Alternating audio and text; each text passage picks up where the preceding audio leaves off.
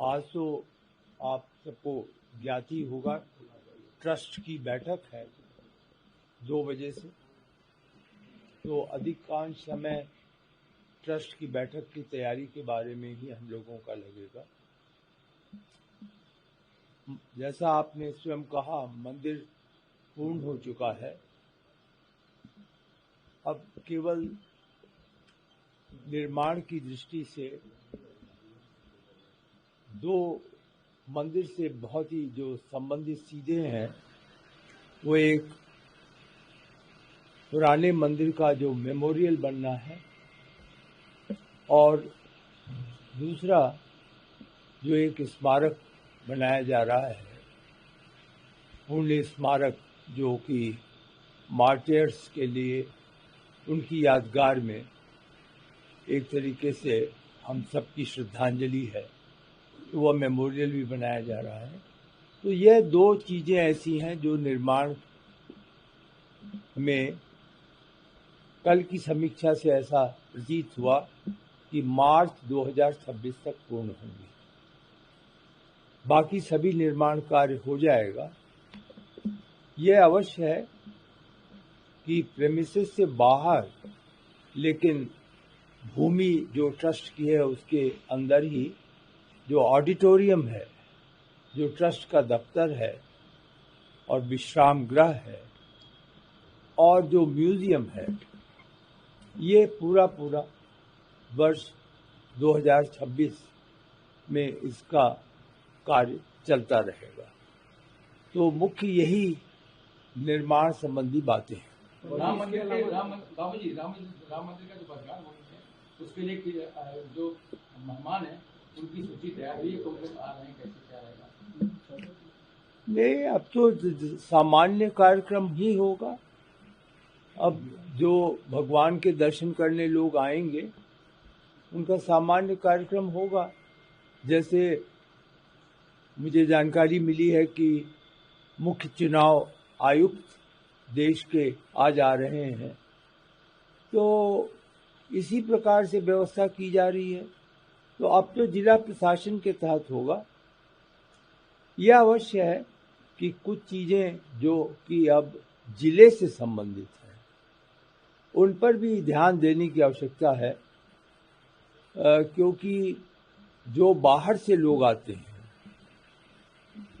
वह अपनी जो उनका अनुभव है अन्य स्थानों पर सुविधा का, वह उम्मीद करते हैं, आशा करते हैं कि उन्हें सबसे बड़े जो तीर्थ स्थल जिसको अब हम कह रहे हैं अयोध्या धाम, वहाँ पर भी उसी प्रकार की सुविधा मिलनी चाहिए।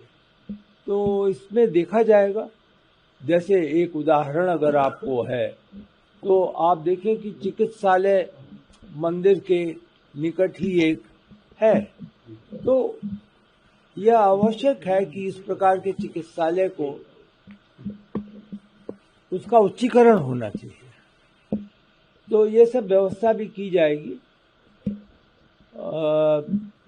अन्य कुछ प्रस्ताव इस प्रकार के हैं, लेकिन चूंकि अभी प्रारंभिक स्थिति में है, इसलिए मैं भी उनकी चर्चा नहीं कर रहा। बाबू जी, इसके अलावा राम मंदिर के शिखर पर ध्वजारोहण हो गया, 7 और मंदिर है, उस पे 31 तारीख को ध्वजारोहण होगा। कब होगा, क्या होगा?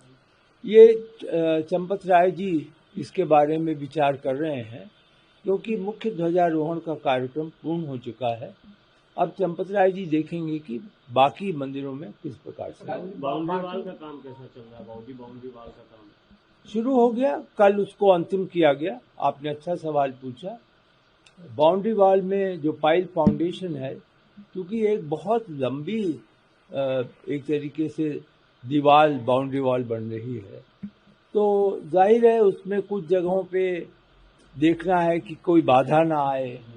कुछ जगहों में उसका अभी जो वर्तमान भूमि है वो थोड़ी सी टेढ़ी मेढ़ी है, तो निर्माण के लिए उसको सीधा किया जाएगा।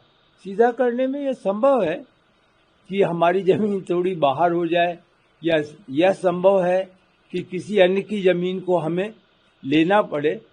प्रयास यह है कि वह सीधी लाइन में हो। हमारे जनरल सेक्रेटरी साहब श्री चंपत राय जी विशेष रूप से कल बैठक में उपस्थित थे और उनके समक्ष पूरा प्रस्ताव बताया गया। उन्होंने भी देखा, उन्होंने अपनी सहमति दे दी है। अब बहुत ही गति से बाउंड्री वॉल का कार्य किया जाएगा।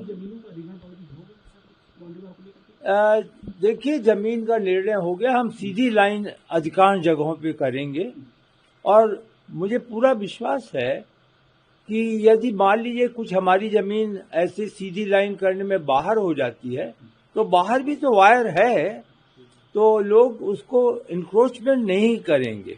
और यदि कहीं पे किसी की जमीन थोड़ी बहुत होती है तो वो लोग सहयोग देंगे। इस मंदिर के लिए 5 वर्ष का अनुभव है कि किसी ने, मैं आपको बता रहा हूं, चाहे अयोध्या धाम या देश में, ऐसा नहीं है किसी ने किसी प्रकार का असहयोग किया। बैठक में कल कोई खास निर्णय लिया गया? मुख्य रूप से बाउंड्री वॉल का निर्णय लिया। 7 मंदिरों में राम भक्त के दर्शन कब कर पाएंगे? देखिए, आपने आदरणीय प्रधानमंत्री जी का भाषण देखा होगा, सुना होगा। उन्होंने भाषण में भी संकेत किया था कि अब अन्य मंदिरों में भी श्रद्धालुओं को जाने की सुविधा मिलनी चाहिए। तो मुझे पूरा विश्वास है कि ट्रस्ट इस पर विचार कर रहा होगा और वर्ष के अंत तक तो अवश्य हो जाना चाहिए, लेकिन यह निर्णय ट्रस्ट का है।